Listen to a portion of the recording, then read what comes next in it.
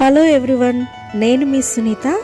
Welcome to my zone. షావుకారు సతికిలు పడితే పేట ఎల్లుకలు వేసిందని అందరూ శ్రావణ మాసం పనులన్నీ ముగించుకొని వెల్కమ్ చెప్తుంటే నాకు ఇప్పటికి కుదిరింది. ఎందుకంటే 12వ తారీఖు కొంచెం బిజీగా ఉండడం వల్ల ఇది నేను 13వ తారీఖు మార్నింగ్ 8 మొదలు పెడితే ఈవినింగ్ 5 అయిందనమాట. ఇవన్నీ బయటేసుకొని ఒక్కదాన్నే కడిగి తుడిచి ఆరబెట్టుకొని మళ్ళీ వాటిని సర్దుకునేసరికి అయితే ఈ వీడియో చాలా ఇంట్రెస్ట్‌గానే ఉండబోతుంది అనుకుంటున్నాను. మేబీ నచ్చితే మా వీడియోని లైక్ చేసి ఛానల్‌ని ఒకసారి విజిట్ చేసి సపోర్ట్ చేయండిరా. సబ్స్క్రైబ్ చేసుకోండి. వచ్చిన సబ్స్క్రైబర్స్ వెనక్కెళ్ళిపోతున్నారు. అలా కాకుండా మీరు సపోర్ట్ చేయడం వల్ల నేను ఇంకొంచెం ముందుకి వెళ్ళగలను. మంచి మంచి వీడియోలు అయితే పెట్టగలను. ఇంక వీడియోలోకి వెళ్ళిపోతే ఇన్ని సామాన్లు మెయింటైన్ చేయడం కొంచెం కష్టమే. అవి బయట కిచెను మాది ఓపెన్ కిచెన్ అనమాట. కబోర్డ్స్ ఏమి ఉండవు. చూస్తూనే ఉంటారు కదా నా వ్లాగ్స్లో. అయితే చాలా డస్ట్ ఫామ్ అయిపోతుంది. బాగా పేరుకొని పోతుంది అనమాట దుమ్ము. ఇవన్నీ కడిగి 2 నెలలకోసారి నాకు దుమ్ము కనబడితే చాలు తీసి కడిగి పెట్టుకోవడం అదొక అలవాటు అయిపోయిందని ముందు వీడియోలో కూడా చెప్పాను కదా. అందుకే నేను ఇప్పుడు ఏం డిసైడ్ చేసుకున్నానంటే ఇవన్నీ దించేసి శుభ్రంగా కడిగేసి మొత్తం అట్టపెట్టెలో ప్యాక్ చేసి అవసరమైనంత వరకు కింద ఉంచుకొని మిగతా అన్నీ పైన ప్యాక్ చేసి పెట్టేద్దామని నిర్ణయించుకున్నాను. ముందింట్లో కూడా నేను అలాగే చేశాను.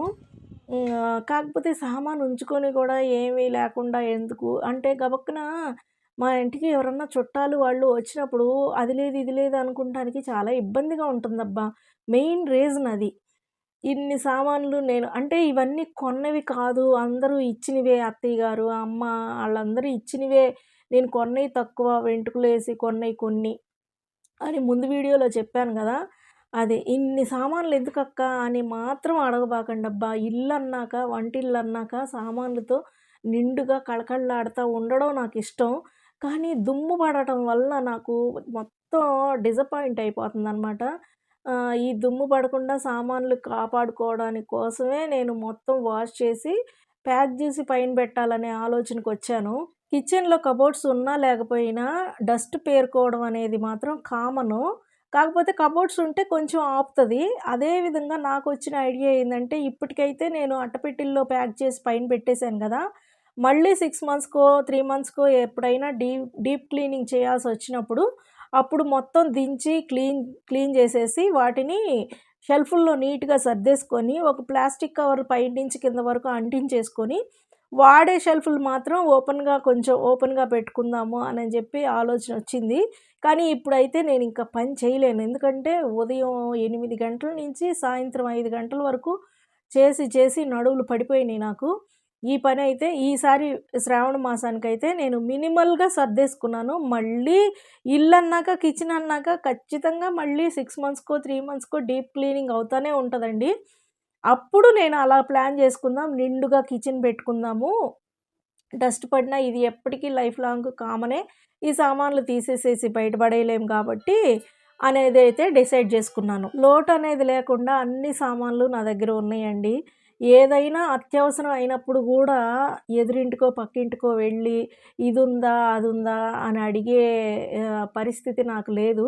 ఒకవేళ ఎప్పుడైనా రేర్‌గా అట్లాంటి సమయం వచ్చినప్పుడు లేదు అనే మాటే నాకు ఎదురొస్తది. కానీ నా దగ్గరికి ఎవరైనా వచ్చి అడిగితే లేదు అనే మాట నా నోట్లో నుంచి రాదు. ధారాళంగా ఇస్తాను వాడుకోమని. ఇప్పటి వరకు చాలా సార్లు అలా ఇచ్చాను. తీసుకున్న వస్తువులన్నీ నా దగ్గరికి రిటర్న్ వస్తాయి. ఖచ్చితంగా ఇచ్చేస్తారు వాళ్ళు. ఇవ్వకుండా ఇచ్చానని చెప్పే మెంటాలిటీస్ నాకెప్పుడూ ఎదురుపడలేదు. స్టీల్ సామాను, గాజు సామాను కడగటం, తుడవటం, సర్దటం అంతా అయిపోయింది. ఇదేనండి ఇంకా ఇవాల్టికి వీడియో. పార్ట్ 2లో మరలా కలుద్దాము. కిచెన్‌ని ఎలా మినిమలైజ్డ్‌గా సర్దుకున్నాను అనేదాన్ని రేపటి వీడియోలో పార్ట్ 2గా చూపిస్తాను. Thank you for watching in this video. By.